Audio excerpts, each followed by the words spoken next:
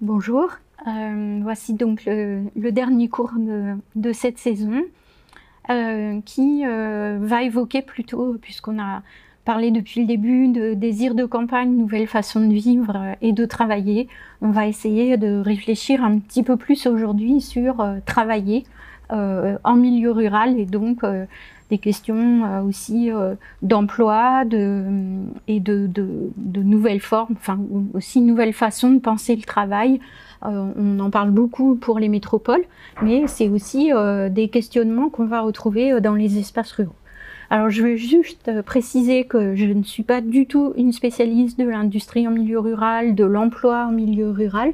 C'est avec mon regard un peu de généraliste que j'approche cette question. Donc elle est pas, je vous donne pas de chiffres, c'est une approche plus sensible, on va dire. Voilà. Alors je vous ai mis d'entrée de jeu une photo d'usine, puisque quand on a des représentations de l'espace rural, on se le représente pas forcément avec des usines. Puis jusqu'à présent, je vous ai montré beaucoup de vaches, de chèvres, d'animaux ou de paysages. Et donc voilà, il y a aussi des usines à la campagne. On l'avait dit lors des premières séances qu'il y a de l'emploi et aussi de l'emploi industriel en milieu rural, et un emploi industriel qui n'est pas exclusivement agroalimentaire, mais qui effectivement où l'agroalimentaire pèse, notamment dans certains territoires. Mais voilà. C'est quoi les usines à la campagne? En fait, on se rend compte quand on veut travailler sur l'emploi en milieu rural, ou en tout cas les activités productives, on a finalement assez peu de données. Alors assez peu de données parce que je suis pas une pro des données INSEE, etc. Il y a des collègues, mais finalement c'est peu connu, peu renseigné. Je vous donne un exemple. Il y a quelques années, à l'agrégation, il y avait comme sujet, à l'agrégation de géographie, les systèmes productifs. Et il n'y avait quasiment rien sur l'industrie en milieu rural et sur l'artisanat en particulier. Or, l'artisanat est un secteur très très important dans les milieux ruraux. Artisanat du bâtiment, artisanat agroalimentaire, artisanat, différentes formes d'artisanat. Mais il y a aussi des usines. Et ça, on les connaît moins. Alors, une collègue, Christine Margetic, avait proposé un numéro spécial de la revue Pour, en ayant préparé elle aussi cette question d'agrég sur les usines à la campagne, avec un titre donc un peu provocateur, les usines à la campagne. Alors, donc, c'est quoi les usines à la campagne? Ben, ici, vous avez une usine de plasturgie à Simonne-sur-Surin, dans le Revermont, toute neuve. On voit qu'elle on ne voit pas qu'elle dans la commune, mais vous voyez l'emprise spatiale que ça peut avoir, ce que ça peut générer en termes d'emploi. Et ce que je veux vous dire, c'est que c'est pas la seule dans ces vallées du Revermont, et qu'on en a un petit chapelet dans plusieurs villages. Si je continue sur la plasturgie, dans ce numéro de la revue Pour sur les usines à la campagne, par exemple, il y a un article de Jean-Baptiste Grison sur la plasturgie dans l'Issangelais, donc dans le Massif central. Donc on a, alors peut-être la plasturgie, c'est peut-être pas une industrie d'avenir, en tout cas aujourd'hui on continue à investir dans ces territoires. Donc voilà, c'était pour vous montrer qu'il y a aussi ce type d'emploi industriel qui, à l'heure aussi où on parle beaucoup de délocalisation, relocalisation, on a des entreprises qui se sont maintenues, qui se sont développées en milieu rural. Il y en a bien sûr qui ont fermé, c'est évident. Alors, l'usine à la campagne, c'est quoi une usine à la campagne finalement? Parce que si je vous montre ce paysage là, vous le voyez ici, c'est la photo de loin, et de près vous avez l'intérieur du bâtiment. me dire, ça ressemble à un bâtiment d'usine, hein, de loin. C'est le siège d'une exploitation agricole dans le bassin parisien. Donc, et puis tout en bas là, de la photo, en bas à droite, vous en avez une autre, là avec des serres, etc. Donc on a aussi un paysage, peut-être qui serait un paysage industriel, et qui n'est pas forcément, enfin qui peut être aussi celui de l'agriculture. J'aurais pu aussi bien vous montrer une exploitation agricole d'une commune, elle aussi au pied du Revermont, dans la Bresse, où on a pareil des silos, beaucoup de bâtiments, où on a l'impression d'avoir un complexe industriel. C'est une exploitation de céréaliculture et d'élevage de cochons avec vente à la ferme directe et vente sur les marchés. Donc on n'est pas complètement dans les images non plus. Voilà. Cela pour vous dire aussi donc le poids de l'agroalimentaire, que j'ai pas de photo pour vous le montrer, mais qui est quand même important dans certains territoires ruraux, comme je le disais, notamment l'Ouest, l'emploi agroalimentaire, les sites industriels agroalimentaires sont particulièrement importants en Bretagne et dans le Grand Ouest. Et puis, on va avoir aussi des usines très importantes qui ont un bassin comment dire, un bassin de main-d'œuvre aussi important et qui génère des dynamiques importantes dans les territoires ruraux. On a eu beaucoup d'articles dans la presse sur les effets de la faillite des entreprises comme Doux, par exemple, ou d'autres entreprises agroalimentaires. Voilà, c'était un peu un préambule. Je ne vais pas vous faire un tableau sur l'industrie en milieu rural. C'était pour vous montrer aussi l'impact dans les paysages et puis sur c'est quoi une usine finalement quand on parle du rural. C'est aussi bien d'autres secteurs d'activité. Je ne résiste pas à vous montrer cette photo. C'est le Châtelard dans les Bauges, c'est un chef-lieu de canton, un Verrou, et vous voyez qu'on a une camionnette sur le froid, le Crédit Agricole, un hôtel. J'aurais pu vous mettre aussi une compagnie de transport qui a son siège là, etc. Donc on a des activités diverses aussi dans les communes rurales. Alors, mais les activités économiques se transforment. Je ne suis pas du tout une spécialiste du travail, de l'évolution des conditions de travail, etc. Mais malgré tout, ça m'interroge aussi en tant que ruraliste, bien sûr. Et je vous mets ici, par exemple, un numéro spécial de la revue Transrural Initiative, de janvier 2022, qui a un dossier spécial « Repenser le travail en rural », très centré sur l'agriculture, mais pas seulement. Et de toute façon, repenser le travail, c'est aussi le repenser dans ce qui faisait la spécificité du rural, c'est-à-dire l'agriculture. Mais ces activités économiques, elles se transforment, comme l'expliquent les auteurs de ce numéro, ceux qui ont organisé le numéro, les activités économiques se transforment dans un contexte de révolution numérique.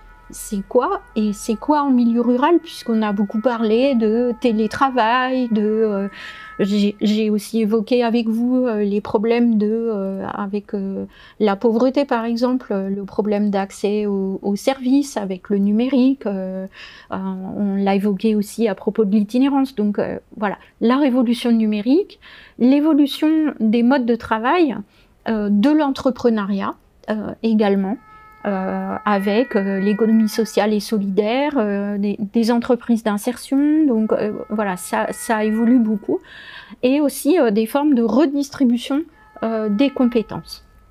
De fait, c'est un petit peu ça qu'on va interroger, donc encore une fois, c'est plus un kaléidoscope que je vais donner, plus des pistes de réflexion que les résultats d'une véritable recherche. Hein, c'est pas du tout, voilà.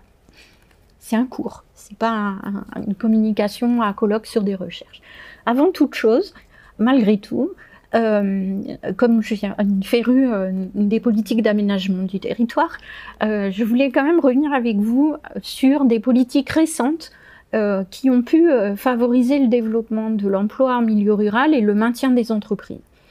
notamment toute la politique des systèmes productifs localisés qui a été portée par la DATAR entre 1998 et 2003, à un moment où en France on se rend compte que la politique industrielle ne peut pas exclusivement reposer sur l'aide aux grandes entreprises et que finalement les entreprises qui se maintiennent le mieux ce sont les PME, PMI et que c'est aussi celle-là qu'il faut soutenir et qu'on a en milieu rural, pas seulement, mais en milieu rural, des spécificités avec des PME, PMI sur un même créneau qui constituent ce que les économistes italiens ont appelé les districts, les socio-économistes italiens et des chercheurs français comme Saglio puis Pecker, et que donc on a ces systèmes productifs, on en a un certain nombre en milieu rural.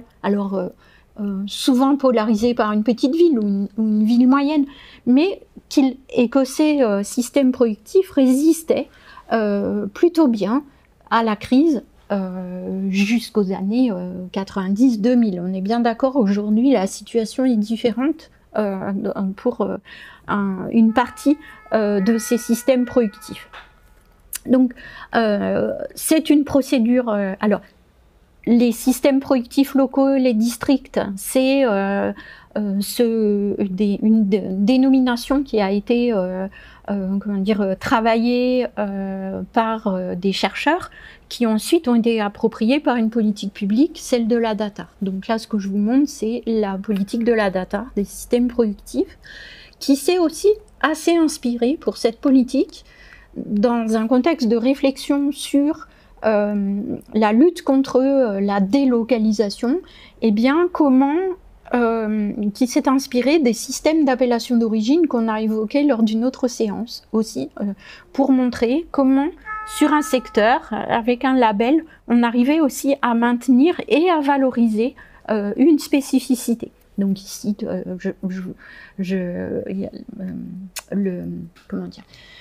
le directeur de la DATAR, Jean-Louis Guigou, citait très souvent le Champagne, par exemple, et le donnait aussi un peu comme modèle, parce qu'on a aussi des grandes maisons, des acteurs, voilà, c'est un peu... Voilà. Donc ces SPL ont permis aussi de bien reconnaître et de faire reconnaître cette industrie en milieu rural qui avait été aussi travaillée, je pense au SPL, district industriel. Il y avait ici à l'université de Lyon Jean-Pierre Roussel qui avait plus particulièrement travaillé comme géographe sur ces systèmes et notamment sur tout le système textile. Il avait fait sa thèse d'état sur le Roannais et le système textile. Donc je vous ai mis décolletage de la vallée de l'Arve, il y avait aussi tout un système dans la vallée de la Somme, et puis je vous ai mis exprès le mixte, salaisonnerie du massif du Jura, système du Beaufort, système du Comté, qui avait aussi été labellisé. Et puis, je pense la Plastique Vallée d'Oyonnax, des systèmes aussi autour de Saint-Claude. On a aussi toute l'horlogerie, de luxe, voilà. Et puis, après cette politique, on a eu les pôles d'excellence rurale. Alors, qui était le pendant des pôles de compétitivité, qui est donc pôle d'excellence plutôt métropolitain, hein, nationaux, internationaux, mais bon, quand même, pour faire un petit pendant rural, hein, c'est toujours un peu comme ça les politiques, il a fallu donner un peu quelque chose aussi aux élus ruraux. C'était quand même ça, hein, parce que les enveloppes ne sont pas tout à fait les mêmes. C'était les pôles d'excellence rurale, une politique qui a été mise en œuvre en 2005 pour revitaliser les zones rurales soucieuses, il manque toujours mes S, de s'engager dans des projets innovants. Alors, on n'était pas dans le soutien, pas exclusivement dans le soutien de systèmes préexistants, comme dans le cadre des SPL, mais plus dans soutien à des démarches un peu innovantes, tout à fait dans la logique des pôles de compétitivité plutôt métropolitain. Et il y a un exemple qui est quand même assez intéressant, qui est aussi analysé dans le numéro de la revue Pour, sur un pôle d'excellence rurale autour... non, c'est pas celui-là. Pardon. Un pôle d'excellence rurale sur la laine des Alpes de Haute-Provence. Alors, c'est intéressant parce que aujourd'hui, pour les éleveurs ovins, ne valorisent plus du tout la laine. Ça leur coûte. Ils n'arrivent même plus à payer la tonte des tondeurs pour valoriser leur laine. Elle part à la poubelle. Hein, voilà. Donc, il y a aujourd'hui toute une réflexion dans le cadre aussi de l'économie circulaire, de la relocalisation, de penser les coproduits, penser les déchets. D'une certaine façon, la laine est une forme de déchet. Comment on pourrait la revaloriser aussi localement? Donc, il y a des expérimentations. Hein. Il y a notamment ici, tout près, Ardelaine, qui a pensé ça, que tout le monde connaît à Lyon. Alors pour ceux qui ne sont pas de Lyon, c'est des néo-ruraux qui sont installés dans un village, qui ont reconstruit le village et qui valorisent la laine, l'élevage, la laine, donc dans un système de néo plutôt des années 70, hein, d'accord, et qui aujourd'hui produisent des couettes, des vêtements, mais surtout des biens de la maison, si vous voulez, matelas, etc. Donc il y a aujourd'hui plusieurs projets dans plusieurs régions pour valoriser la laine, et donc par ici, et de façon collective, ici dans les Alpes de Haute-Provence par exemple, mais j'y reviendrai tout à l'heure aussi sur d'autres... à propos des territoires zéro chômeur, aussi un autre projet sur la valorisation de la laine. Et ces pôles d'excellence rurale sont intéressants aussi parce que comme dans les démarches européennes d'ailleurs, comme programme leader, favorisent un partenariat entre des entreprises privées et des collectivités territoriales. Voilà. Ensuite, on a eu une autre politique qui est aussi intéressante, qui n'est pas spécifiquement rurale, qui est celle des PTCE, donc des pôles territoriaux de coopération économique. Je vous ai mis le logo, et je vous cite le site, qui est un groupement d'acteurs territoriaux qui vise à développer ensemble des projets économiques et sociaux innovants par une stratégie de coopération et de mutualisation. Ça peut être autour d'une entreprise ou autour d'une activité, ou ça peut être autour d'un groupe d'acteurs sociaux pour dynamiser un territoire. On est là dans les projets qui tentent à valoriser l'économie sociale et solidaire. Hein. Donc le PTCE, c'est le pendant, enfin c'est un peu territorialisé d'une certaine façon les initiatives autour de l'économie sociale et solidaire. Et je voulais en évoquer un avec vous, par exemple, celui de Romans-sur-Isère. À Romans-sur-Isère, vous connaissez tous Romans, capitale de la chaussure, et Romans, capitale de la chaussure, qui n'est plus capitale de la chaussure. Donc, ville en crise, délocalisation, même les industries du luxe qui étaient à Romans sont parties, etc.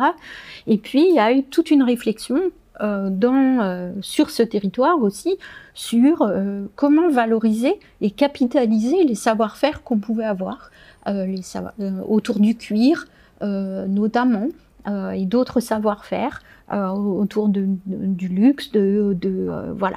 Et un certain nombre de chefs d'entreprise ont essayé de repenser relocalisation, recréer des entreprises, revaloriser, retrouver les savoir-faire, travailler ensemble, alors pas seulement la chaussure, aussi sur d'autres secteurs, entre l'artisanat et l'entreprise, vous voyez, un peu, voilà. Et du coup, ils ont eux aussi déposé un PTCE qui leur permet d'avoir une crèche interentreprise, une centrale d'achat, une conciergerie d'entreprise, un comité d'entreprise, etc., etc. Donc je ne connais pas particulièrement, mais je trouvais intéressant de vous montrer, parce que j'avais un petit peu travaillé sur roman aussi, que on a aussi autour de ces questions de délocalisation, des tentatives de refaire des choses, à repenser, relocalisation. Et moi, ce qui m'intéresse beaucoup dans ces actions, c'est à la fois pour la laine, ce qui est le coproduit, parce que c'est quelque chose qu'on a pas mal pensé aussi avec des thèses de doctorat, y compris sur les produits d'appellation d'origine, où on va valoriser, par exemple, on va valoriser le lait, comment après on valorise la viande, mais on peut aller plus loin. On sait par exemple aujourd'hui que l'industrie du luxe française a beaucoup de mal à trouver un cuir en France qui corresponde à ses attentes en termes de qualité.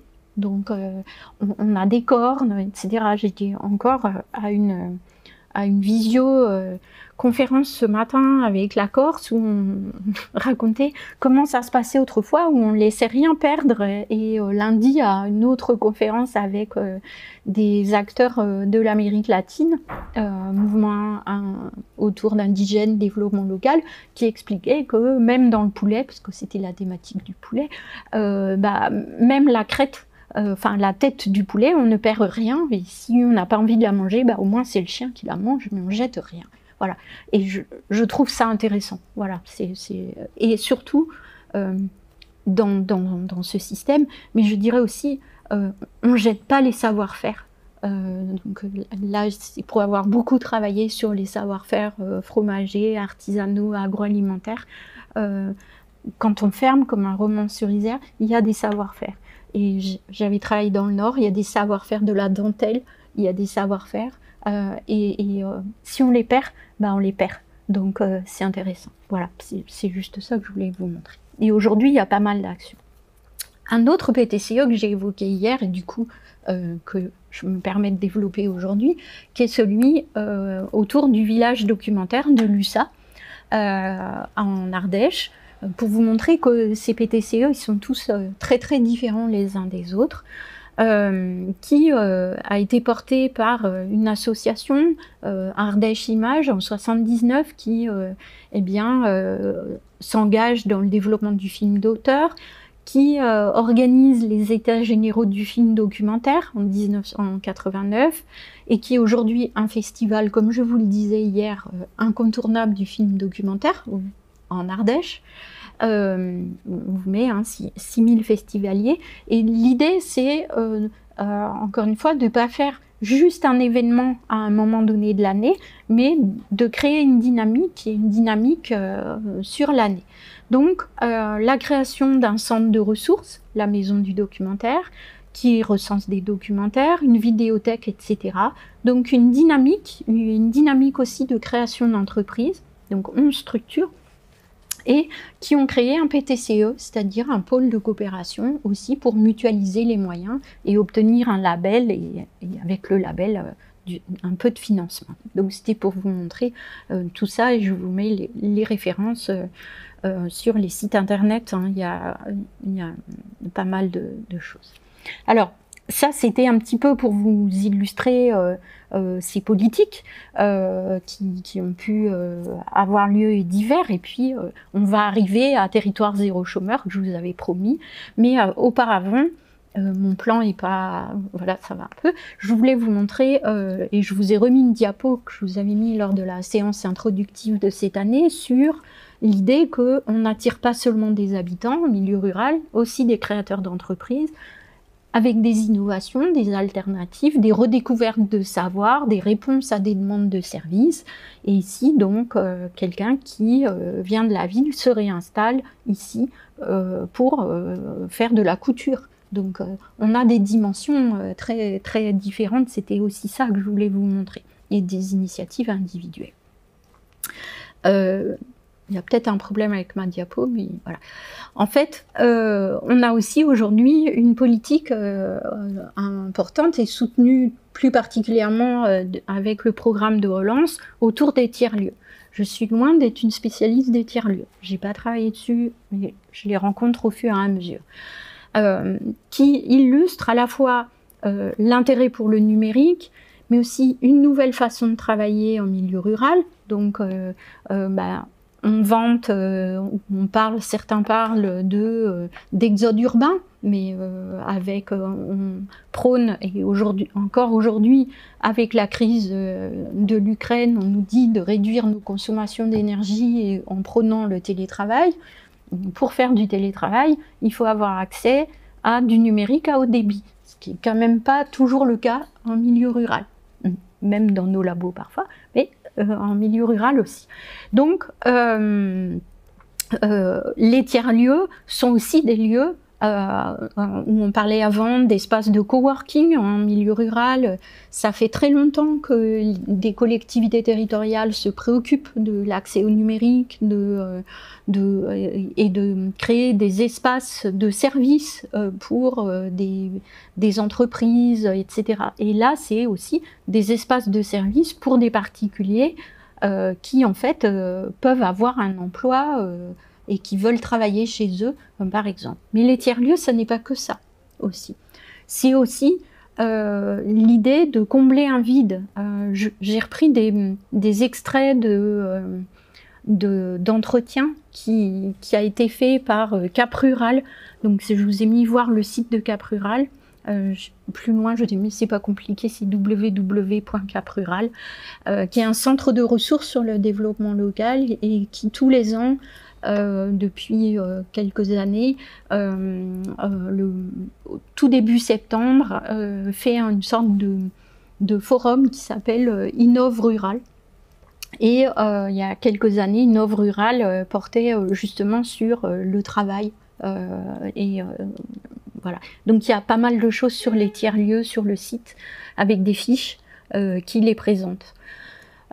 Du coup, et des interviews. Et ici, voilà. Donc, l'idée, et c'est ça que je voulais vous montrer, et qui porte aussi Territoire Zéro Chômeur, c'est l'idée aussi on va créer de l'emploi, mais ou des entreprises, mais qui correspondent à des besoins qu'on peut avoir sur le territoire. Et l'idée des tiers-lieux, c'est offrir des espaces numériques, des garderies, des ressourceries, on a plein de choses, mais aussi réfléchir, et c'est ça qui est intéressant, entre ceux qui sont porteurs de projets d'une certaine façon, mais aussi les habitants et les collectivités territoriales. Et c'est ce caractère partenarial qui me paraît intéressant. Alors après, on verra sur la durée, mais voilà, ça me paraît intéressant.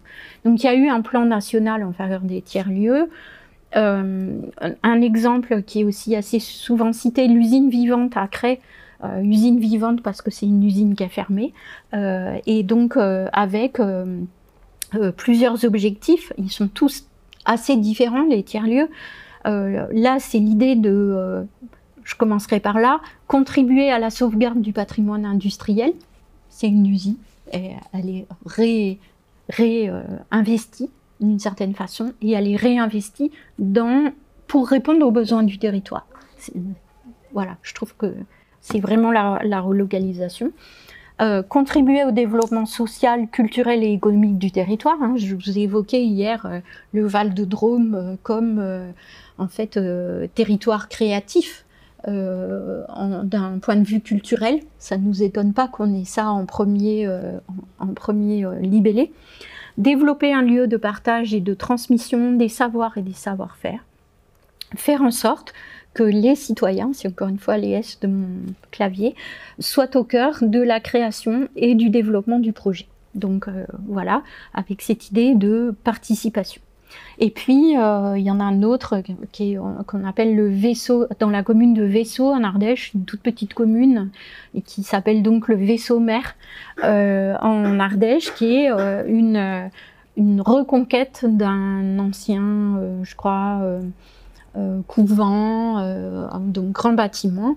Et ce qui est intéressant aussi, c'est que là, on a un mixte entre lieu d'habitation et lieu de travail. C'est-à-dire qu'on va refaire aussi des logements dans ce lieu.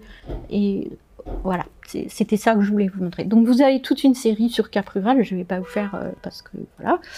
Et puis, pensez autrement, le travail, les services, peut-être l'insertion et le développement local autour des jeunes. Eh bien, on a ici un tiers-lieu, pardon, un tiers-lieu un peu particulier, qui est lié à une procédure en quelque sorte. Je ne sais pas si il serait content au MRJC si je parlais de procédure, en tout cas une action du MRJC, donc MRJC, un mouvement rural des jeunes chrétiens, donc une association d'éducation populaire qui depuis quelques années a une démarche un peu spécifique qui s'appelle les fabriques du monde rural. Et ici, à Simone-sur-Surin, alors c'était pour vous montrer le contraste, hein, on a notre usine et puis un petit peu plus loin, on a le tiers-lieu. Alors, c'est un grand bâtiment aussi réinvesti avec donc le MRJC, et vous le voyez, un espace culturel, un bar associatif dans un village rural, un gîte, parce que c'est un bâtiment, je ne sais pas si c'est une ancienne colo ou quelque chose, il est très très beau, avec tout en pierre du Revermont, magnifique. Des bureaux partagés, il y a aussi une association qui s'appelle Bocal Récup, qui va d'insertion, transformer des invendus de différents maraîchers. Il y a un maraîcher, un jeune qui s'est installé aussi pendant le Covid sur la commune. Voilà, c'est pour vous montrer un petit peu ce qui s'y fait. Alors, vous expliquer ce que c'est qu'une fabrique. Eh bien, c'est... il y en a quelques-unes en France, donc c'est les jeunes qui s'investissent, hein, dans l'idée du MRJC, c'est s'investir dans son territoire, apprendre à être acteur, à prendre des responsabilités notamment. L'idée, c'est de voir comment ces jeunes, sur leur territoire, peuvent répondre aux besoins du territoire aussi, d'une certaine façon. Donc je vous ai mis la fabrique du Revermont, donc c'est celle qu'on a vue là, hein, qui s'est baladée en plusieurs lieux et qui là a trouvé son lieu. Co-construire avec les habitants et les acteurs locaux du développement rural. Alors encore une fois, là on n'est pas dans du rural éloigné, sans emploi, etc. Hein, vous avez vu les usines de plasturgie, on n'est pas très loin de Bourg, on est entre Bourg et Genève, mais malgré tout, en termes de services, enfin, quand on monte, on va dans la deuxième, on est un petit peu plus loin déjà aussi. Hein. Mais réfléchir, même si on est dans un rural aussi dynamique, il est aussi intéressant de réfléchir, et les jeunes ont aussi des choses à apporter sur ce territoire. C'est bien dans l'idée aussi de voir comment répondre aux besoins des jeunes. Et le MRJC, c'est dire ne pas aller chercher, mais nous jeunes, comment on peut le faire. Alors, je vous donne d'autres fabriques, hein. Allier souveraineté alimentaire, valorisation de la ressource locale et hospitalité, donc Forêt de Belleville, le Plateau Picard, agir pour l'intégration socio-économique de la jeunesse. Alors, je ne sais pas si vous connaissez le Plateau Picard. Moi, j'y ai travaillé dans une autre vie, c'était mon premier poste. Le Plateau Picard, c'est entre Beauvais et Compiègne. Donc c'est le nord du département de l'Oise et un petit peu le sud de la Somme. Hein. C'est des grandes plaines céréalières essentiellement, mais aussi avec des lignes de chemin de fer et un phénomène de périurbanisation en lien avec Paris. Mais on est dans ces villages groupés au milieu de plaines. Voilà. Bon. Voilà. Et puis comme Fontaine, qui est, je crois, en Haute-Saône, sur l'économie sociale et solidaire au service de la revitalisation du territoire. Voilà, on est dans une autre dynamique, c'est le territoire de Haute-Saône. C'était pour vous montrer un petit peu aussi des choses qui se font. Voilà, donc les fabriques, hein, c'est des lieux d'expérimentation, d'initiative, d'animation, échanger, se rencontrer, expérimenter, faire du lien. Donc on retrouve un peu la même chose aussi dans les tiers-lieux. Il y a souvent un lieu de vente de produits, des bars associatifs, des lieux de réunion. Et j'ai oublié de vous dire, dans les tiers-lieux, maintenant, ils ont tous un jardin, évidemment. Et là aussi, dans les fabriques, on est dans... Il y a aussi des effets de mode, hein, et de mots d'ordre d'une certaine façon. Et puis, d'autres politiques publiques qui visent à promouvoir les innovations. Là, c'est une démarche qui est portée par le Conseil régional Bourgogne-Franche-Comté, Village du futur. Donc, l'idée, c'est la région a lancé des candidatures pour des expérimentations pour aider les villages à imaginer et construire leur village du futur. Quel avenir, encore une fois, participatif, élus, habitants, entrepreneurs, en donnant des moyens d'ingénierie. Aussi, bureau d'études, ingénierie, pour penser aussi ensemble. Donc là, c'est un village où il y a un patrimoine architectural important. On n'est pas très loin de Lons-le-Saunier. On est aussi dans des zones, un territoire rural, on est dans la Bresse, mais près de Lons, et un territoire qui est en train de changer, qui n'était pas très attractif, qui commence à devenir aussi attractif, mais où on se posait beaucoup de questions sur maintenir les jeunes, etc. Mais où il y avait aussi beaucoup de dynamique associative. Alors, je ne connais pas, vous voyez, les villages retenus se verront verser 30 000 € environ, hein. Donc on est dans des sommes, on n'est pas dans les sommes pour les métropoles, d'accord. Mais bon, ça permet d'avoir un bureau d'études et un peu d'ingénierie, et justement, c'est ce qui manque. Voilà, c'était pour vous donner des exemples, et dans ce village, j'en ai eu un peu entendu parler parce que j'ai une étudiante qui fait son stage à cette occasion, donc voilà, c'était pour dire aussi combien le métier d'enseignant-chercheur nous aussi, c'est un vrai complément, quoi. Voilà. Des installations collectives qui mêlent plusieurs activités. Donc on voit les tiers-lieux, c'est collectif, hein, c'est pensé, c'est collectif, c'est encouragé par les pouvoirs publics, il y a un label, mais on a aussi des installations collectives autour des éco-villages, des écolieux, etc. Et je vous ai mis ici la ferme de Chenèvre, alors moi je l'ai rencontrée parce que je suis allée à... D'abord c'est Poligny, donc c'est la ville du comté, donc voilà. Et puis j'ai été allée pour autre chose, la culture. Et en fait, une personne du collectif m'avait raccompagnée à la gare, donc voilà, on en avait discuté.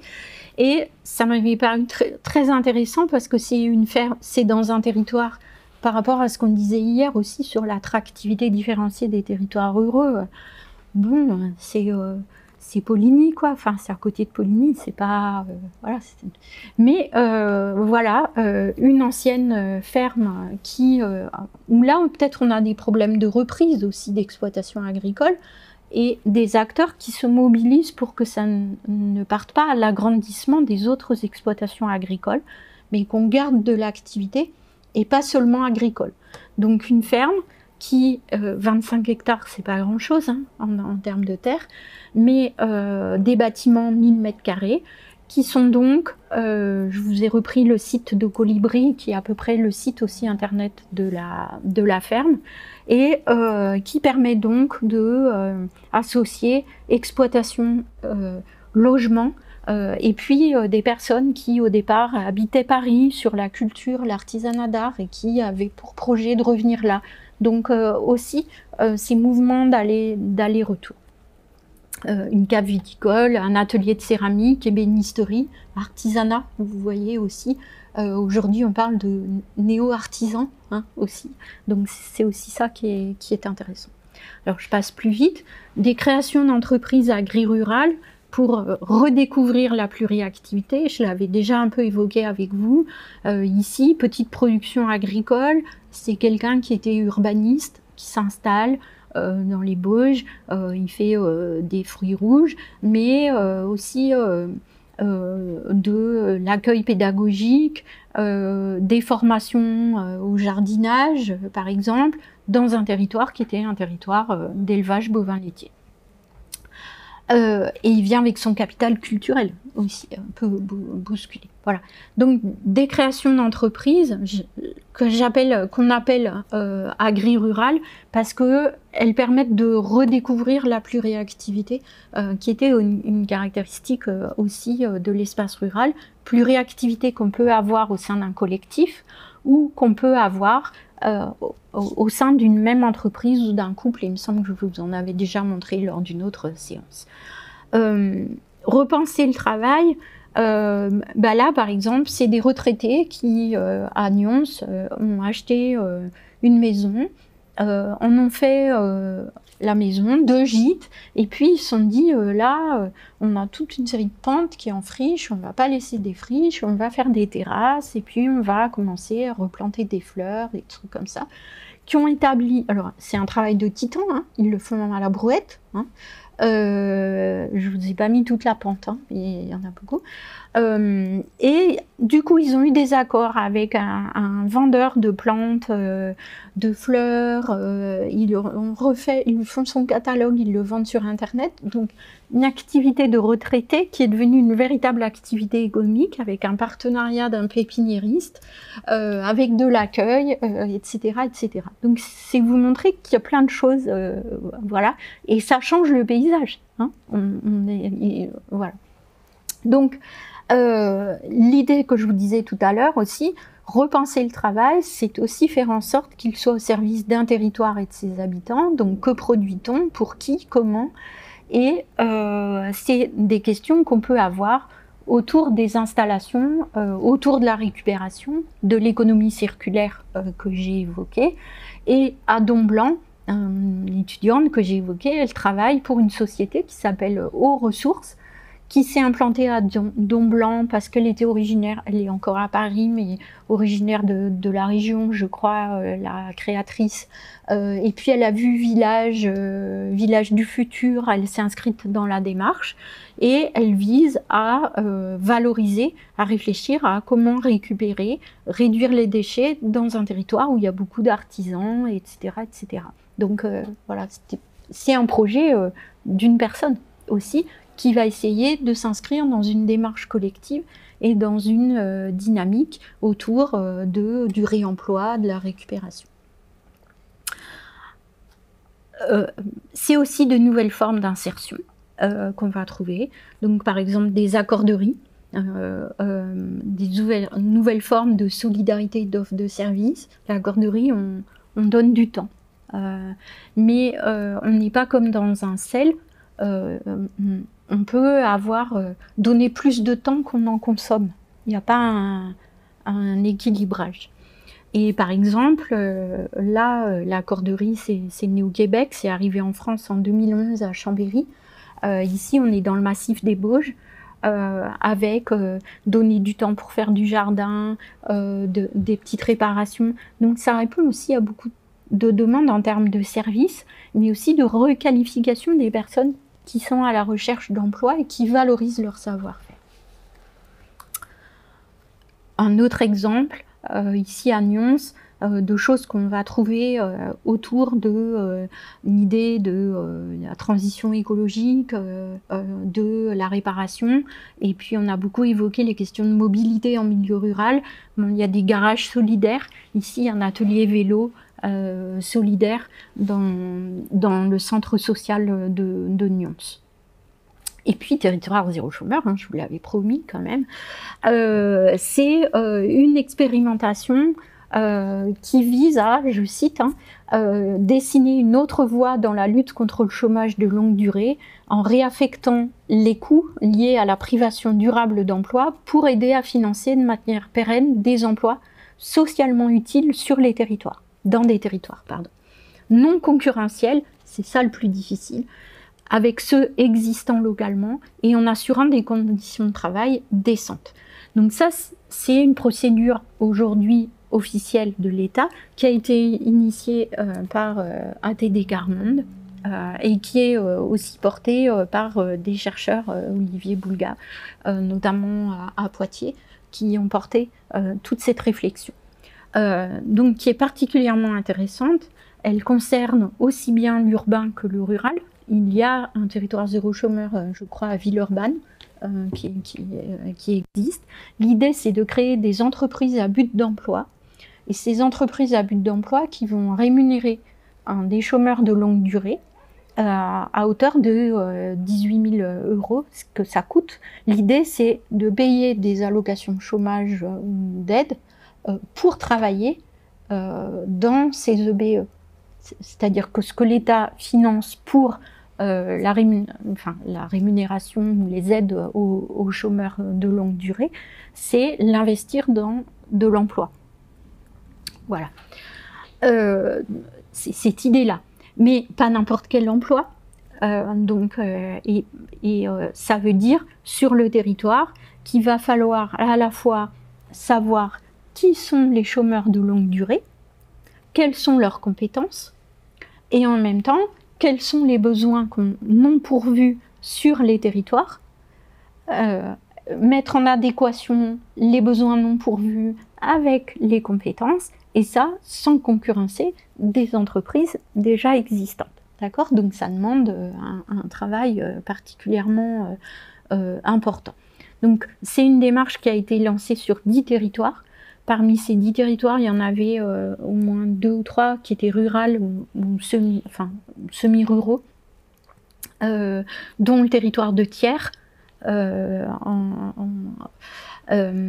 et un autre, alors je ne sais pas si je l'ai mis, non, je ne l'ai pas détaillé. Alors je vous parlais de la laine tout à l'heure, eh bien il y a eu un projet aussi en Lorraine, en milieu rural, autour de la laine, donc une EBE qui a été créée pour faire des matelas en laine, en lien avec les éleveurs, donc on crée une SIC, etc., avec des éleveurs pour récupérer la laine. Et tout ce qui est du travail de menuiserie, du sommier, etc. autour, c'est une autre BE portée aussi par Territoire Zéro Chômeur.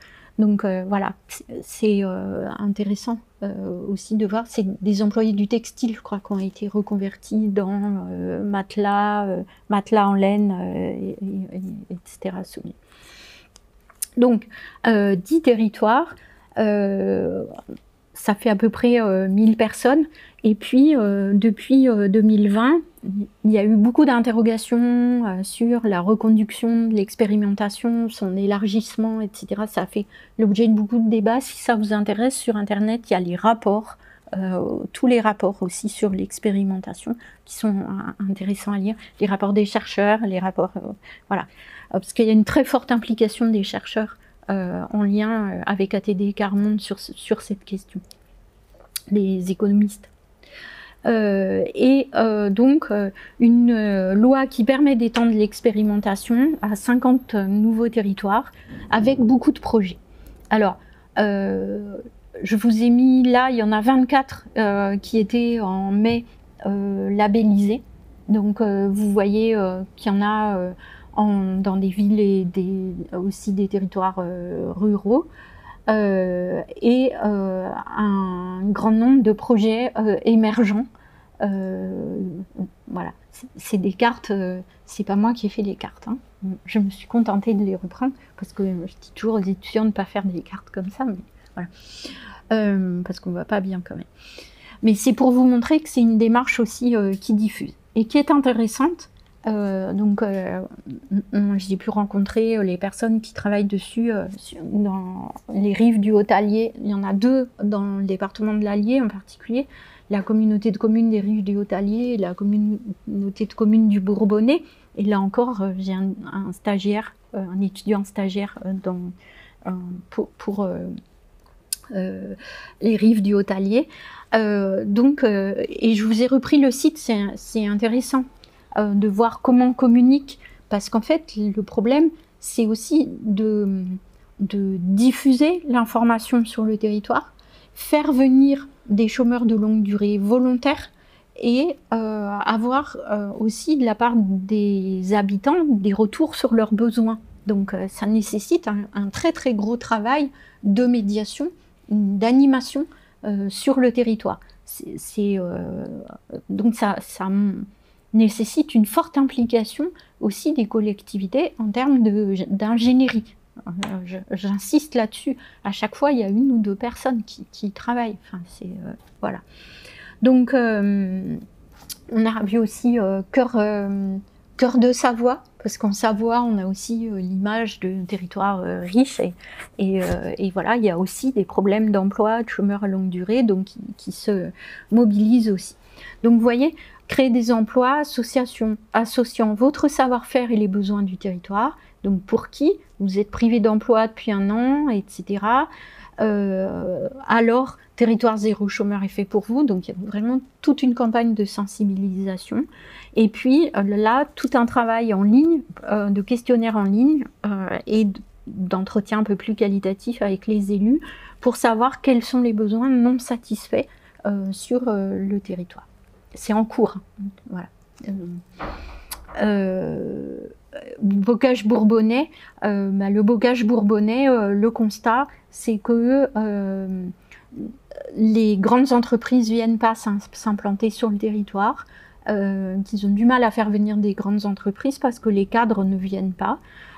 Donc l'idée c'est, et qu'il y a des chômeurs, il y a une forme parfois d'inadéquation aussi entre les attentes d'entreprise et l'offre, l'offre que représentent les personnes en situation de chômage.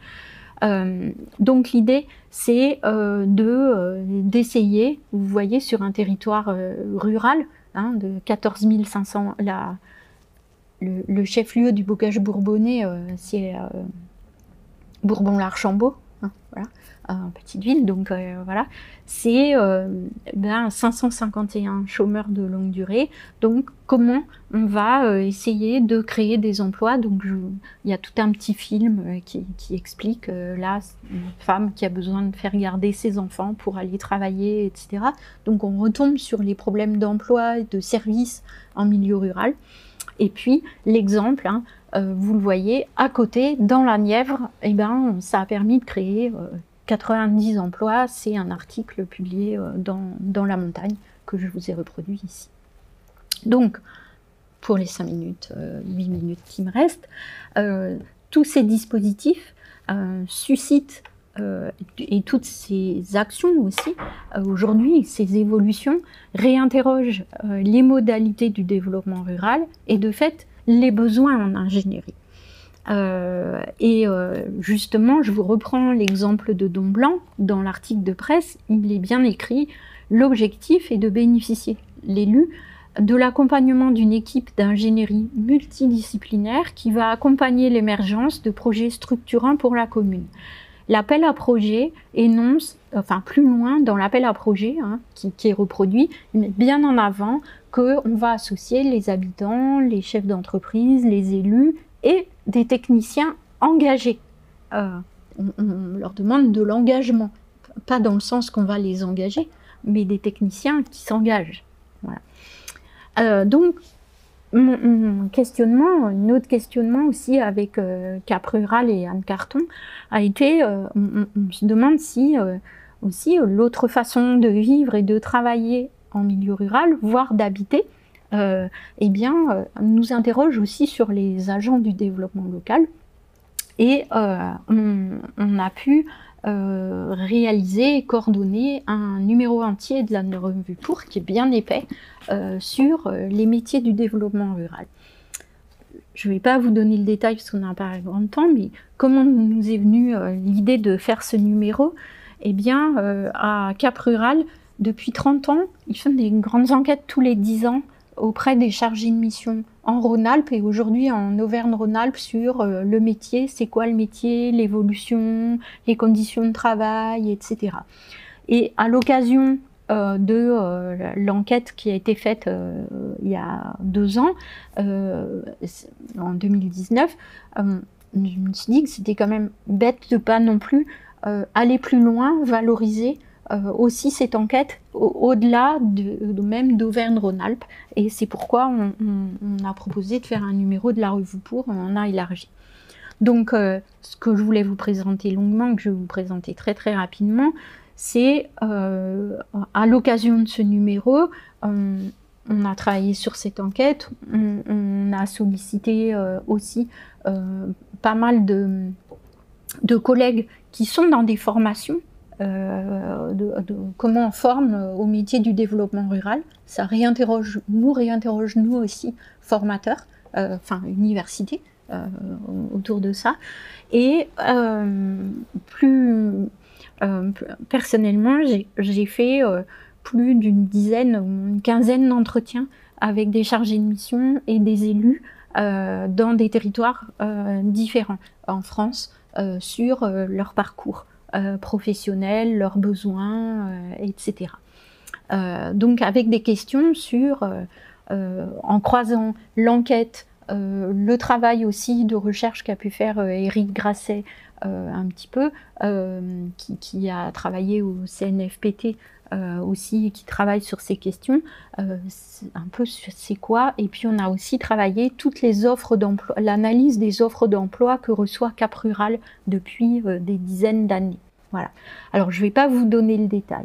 Ce qu'on voit quand même, c'est, je vais revenir sur quelques points, une définition assez floue du métier qu'on va retrouver dans les offres d'emploi, et des évolutions, des formations variées. Je ne reviens pas sur les formations, un fort besoin de formation au cours de la carrière, et des parcours assez différents entre ceux qui sont restés toute leur carrière sur un même territoire, même si les structures évoluaient.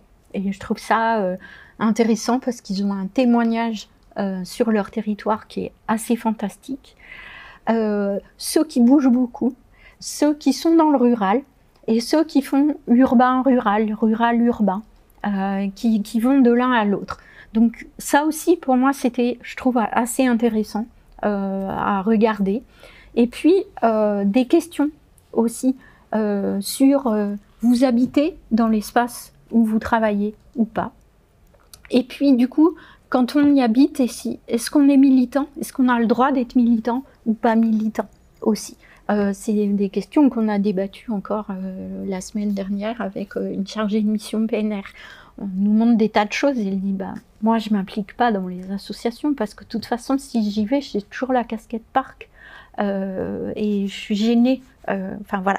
Donc d'autres qui sont fortement aussi impliqués, parfois dans des mandats locaux, comme des universitaires d'ailleurs, qui travaillent sur le développement local, le plus souvent des mandats communaux, et puis j'ai vu pas mal aussi d'élus qui étaient des agents de développement, soit dans les administrations, soit qui ensuite, arrivant à la retraite, vont avoir des mandats plus importants, président de pays, d'intercommunalité, parce qu'ils ont un capital, ils ont les réseaux, et puis ils savent faire, et puis c'était leur métier et ils continuent.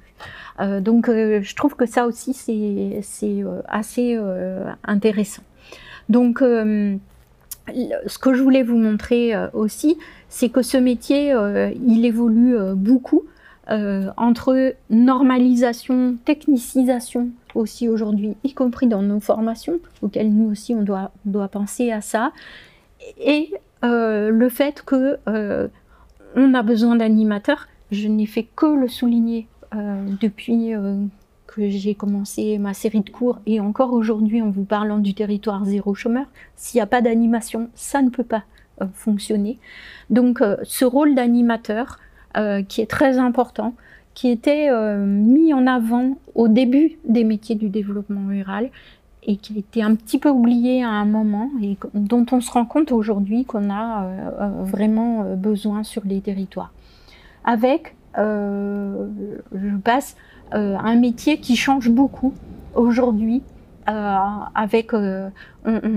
a des spécialités qui émergent, la mobilité, l'alimentation, l'évaluation, l'ingénierie financière qu'on va retrouver aujourd'hui, parce qu'on n'est plus sur des lignes aujourd'hui, on est dans la réponse à des appels à projets.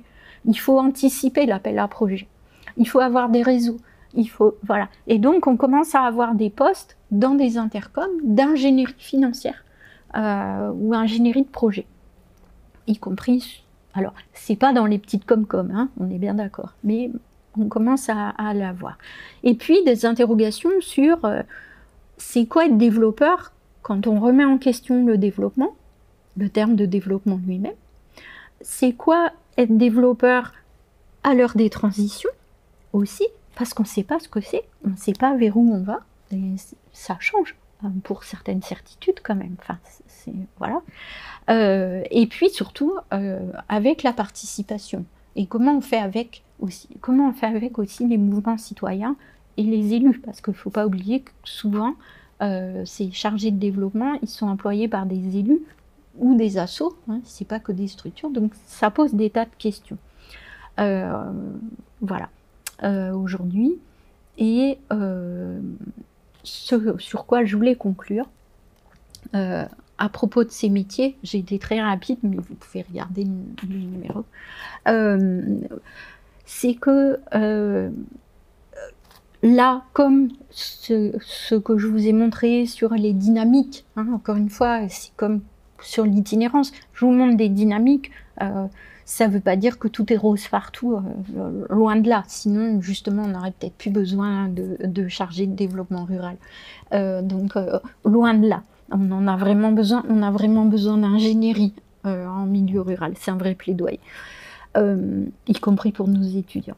Donc, et notamment, face à l'ingénierie, ce que l'on voit, et ça, c'est des projets, enfin des recherches qui pourraient être menées, c'est que là aussi, les territoires ne sont pas égaux face à l'ingénierie, par leur capacité à l'organiser, à financer cette ingénierie, à fidéliser ces chargés de mission. Parce que si je vous dis que j'ai vu des chargés de mission qui sont restés 20-25 ans sur le même territoire, il y a des territoires où il y a un turnover, tous les 6 mois on change, tous les 9 mois. Et ça pose question aussi sur l'implication. Je ne dis pas qu'il doit être impliqué, militant, enfin voilà, mais une certaine implication, un certain suivi. Et ça, suivant les territoires, c'est pas si clair que ça. Voilà. Il y a des territoires attractifs, il y en a où on a du mal à recruter, où on relaye d'anciens étudiants ou des partenaires du labo qui travaillent maintenant, qui envoient les offres à plusieurs fois, en répétant dans certains territoires, avec du mal à recruter, en particulier des urbanistes. Et pourtant, on fait des PNUI dans les territoires ruraux. Et ça, on a du mal à les faire aller dans du rural loin, à recruter. L'ingénierie financière aussi, voilà. Donc, des grosses différences aussi d'attractivité pour les individus eux-mêmes. De fait, on va pouvoir dire qu'en quantité et en qualité, l'ingénierie, elle est inégale d'un territoire à l'autre. Là aussi, on est dans des inégalités. On a des intercoms où on a 80, 120 personnes. Des intercoms, on en a beaucoup moins. On en a, même si c'est pas beaucoup dans l'intercom, ça peut être dans des associations, ou des PNR ou d'autres acteurs, mais c'est vraiment inégal. Ça dépend aussi des politiques régionales, évidemment. Est-ce qu'on finance du salaire ou on n'en finance pas? Dans les programmes de développement local, les politiques nationales, les politiques européennes, donc tout ça, elles sont différentes et elles facilitent ou ne facilitent pas l'ingénierie. L'ingénierie dans toutes ses facettes, j'ai dit ingénierie, je parle chargé de mission, de développement rural, c'est aussi bien, enfin on parle d'ingénierie, mais c'est aussi... Le terme ingénierie, il est un peu, comme il est un peu normatif et techniciste, mais on va dire chargé de développement ou chargé de mission, comme vous voulez, avec de l'animation aussi. Voilà. Donc c'était ma conclusion du jour et de ce cours. Je vous remercie.